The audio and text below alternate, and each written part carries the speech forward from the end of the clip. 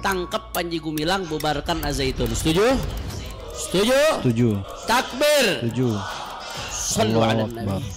Saya tadinya nih akhir tahun pengen bicara yang sedih-sedih. Ingat Panji Gumilang naik darah, saudara. Masya Allah. Padahal baru nyabut gigi tadi. Lumayan nyut-nyutan, tapi begitu inget ini lupa sakit, saudara. Nggak ada orang Arab misalkan mau ketemu orang namanya siapa, Muhammad bin Syihab.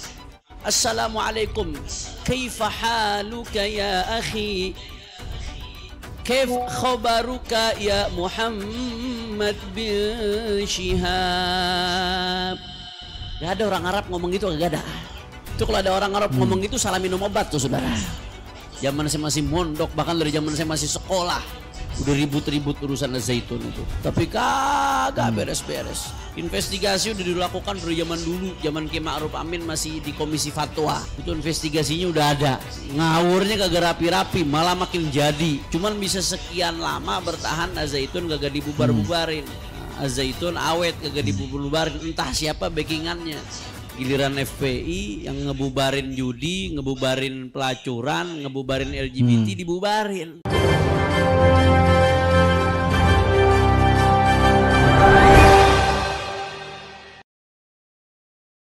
Assalamualaikum warahmatullahi wabarakatuh. Kembali lagi di suara Anda. Baik, hari ini kita akan mereaksikan video Habib Hanif Al-A'tas. Beliau mengomentari tentang polemik Ponpes Al-Zaitun dan Panji Gumilang. Beliau mempertanyakan kenapa sampai sekarang Panji Gumilang ini belum ditangkap dan belum ditetapkan sebagai tersangka. Kalau FPI begitu cepat dibubarkan, tapi Ponpes Al-Zaitun dan Panji Gumilang ini mulai dari Wapres Ma'ruf Amin menjadi Komisi Fatwa di Majelis Ulama Indonesia, sampai sekarang masih ribut-ribut tapi belum ada kejelasan, dan juga Panji Gumilang belum ditetapkan tersangka dan bahkan belum ditangkap. Baik, untuk lebih jelas mari kita simak ceramah Habib Hanif Al-A'tas dilansir dari Qalbu Aswaja. Temuan ini karena kemarin lagi rame urusan Panji Gumilang sama Al-Zaitun. Lagi rame. Kita sudah sama-sama tahu dari awal, udah dari awal tahun 2000-an itu ribut-ribut urusan Al-Zaitun itu. Saya ingat dari zaman saya masih mondok, bahkan dari zaman saya masih sekolah udah ribut-ribut urusan Al-Zaitun itu. Tapi kagak beres-beres. Investigasi udah dilakukan dari zaman dulu, zaman Kiai Ma'ruf Amin masih di Komisi Fatwa. Itu investigasinya udah ada. Ngawurnya kagak rapi-rapi, malah makin jadi. Cuman bisa sekian lama bertahan Al-Zaitun kagak dibubar-bubarin.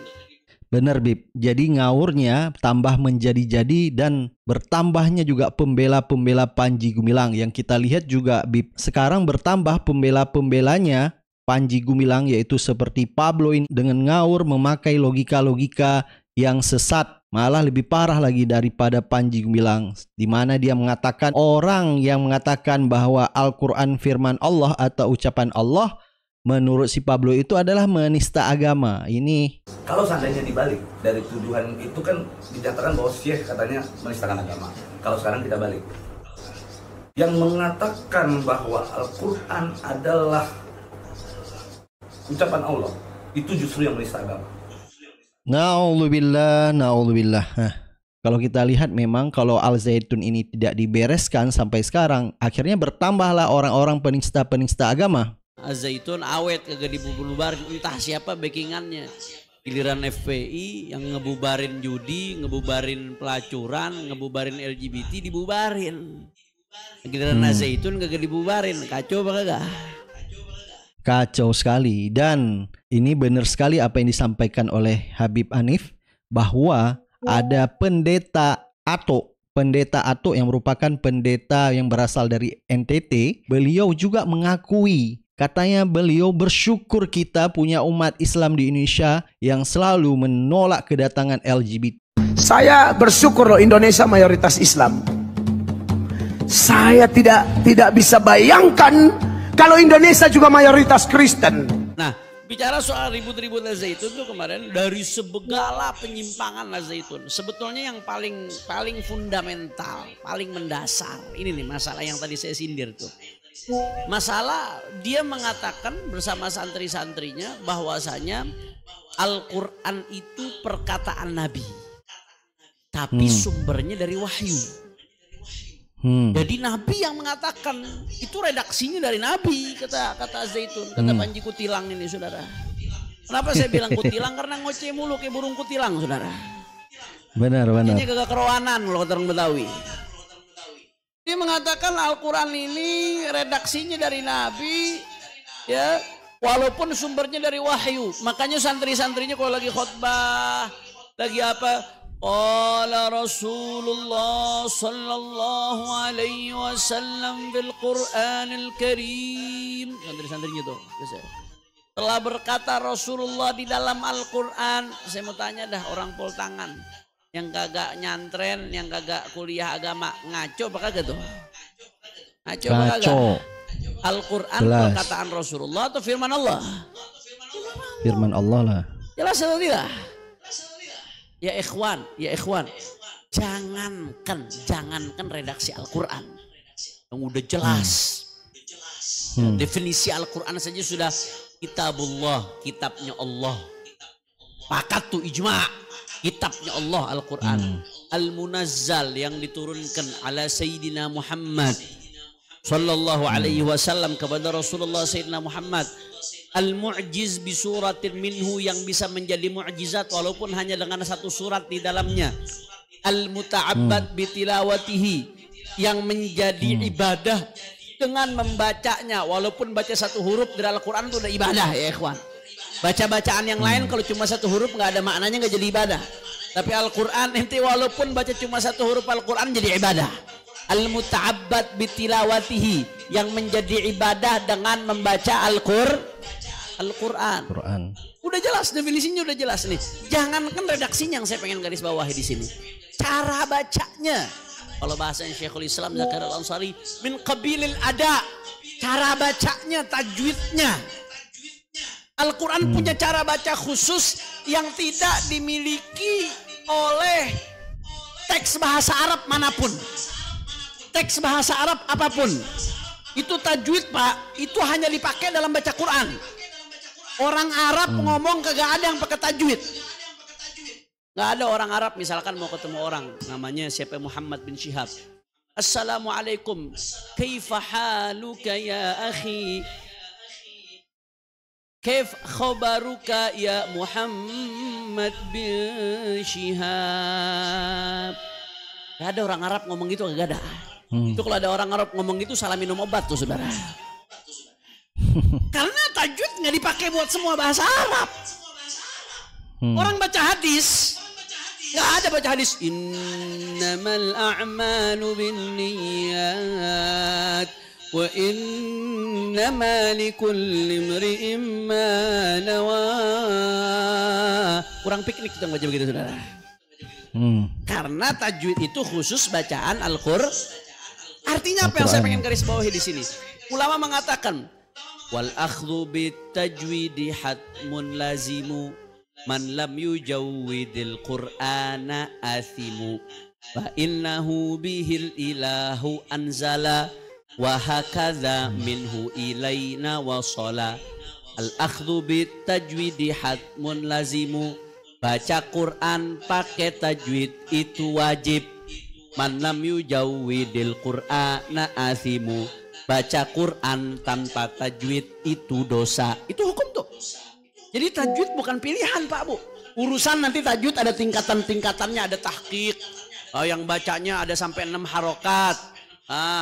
Ada hader dan seterusnya. Itu urusan tingkatan lain. Itu urusan pilihan-pilihan dalam ilmu tajwid saudara. Tapi baca Quran pakai tajwid hukumnya wah. Orang baca Quran tanpa tajwid asal-asalan baca hukumnya dosa. Bukan dapat pahala, baca Quran malah dapat dosa. Kenapa? Ulama menjelaskan. Fa innahu bihil ilahu anzala. Karena ketika Allah turunkan ayat Quran, Rasulullah itu talaki dari malaikat Jibril. Malaikat Jibril membacakan ayat-ayat Quran untuk Rasulullah. Itu cara bacanya udah begitu. ada tajwid, saudara. Dan Rasulullah nyampaikan ke sahabat, cara bacanya udah begitu, saudara. Dengan segala perbedaan dalam tajwid, dengan segala riwayat di dalamnya. Tapi cara bacanya udah pakai tajwid. Wa hakadza minhu ilaina wasala. Dan dari Rasulullah ke kita sampai bacaan Quran pun dengan tajwid.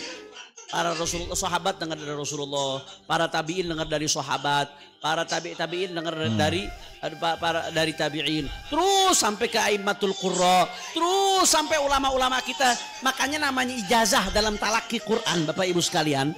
Ente ketemu ahli qiraat, minta ijazah, baru ketemu langsung minta ijazah awal sampai akhir Quran, sampai gigi berjenggot nggak bakal dikasih, saudara. Kenapa? Karena talaki Quran ijazahnya beda dengan yang lain, beda dengan hadis. Beda dengan ilmu-ilmu lain, beda dengan zikir. Talaki Quran, orang yang mau ngambil ijazah sanad harus baca Quran di depan syekhnya, ngeliatin mulut syekhnya awal sampai akhir Quran, saudara. Cara bacanya aja Allah tentukan, apalagi redaksinya. Cara bacanya min qabilil ada itu mutawatir. Periwayatan dari Rasulullah ke sahabat, ribuan sahabat dengar cara bacanya Rasulullah.